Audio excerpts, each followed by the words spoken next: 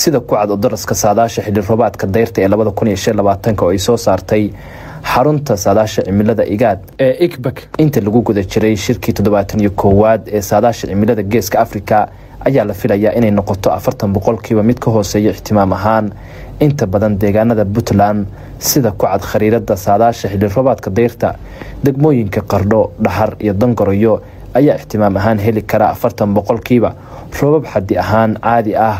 dhanka kale degmooyinka Garowe, Eyl, Carmo, Baran, Laas Qoray iyo Ceerigaab waxay heli karaan fursad isku mid ah oo ah inay helaan roobab caadi ah ama ka hooseeya xaddigoodii caadiga ahaa ee ay heli jireen. si kastaba ha ahaatee waxaa jira ku dhawaad 50% suurtagalnimo La Niña oo ah dhacdo cimilo oo badanaa lala xiriiriyo xaalado qalalan qaybo kamida bariga Afrika muddada u dhaxaysa Oktoobar iyo Diseembar. saadaasha heerkulka waxaa la filayaa inuu sii siyaado in ka badan 65% dhammaan gobolada Puntland maadaama Oktoobar iyo Diseembar uu yahay xilli roobaad muhiim u ah deegaanada Puntland.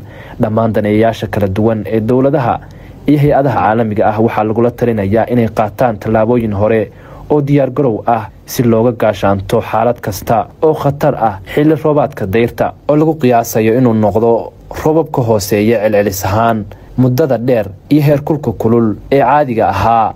xarunta macluumaadka kheyraadka biyaha iyo dhulka dawladda Puntland waxa ay si dhow ula socotaa markasta isbeddelka cimilada iyada oo mar walba bulshadeeda la wadaagaysa fariimo kala duwan. waxa fariintan iska kaashaday inay soo gaarto xarunta IMC iyo hay'adda Save the Children. waxa mashruucan saadaal maalgeliyay dawladda Jarmalka.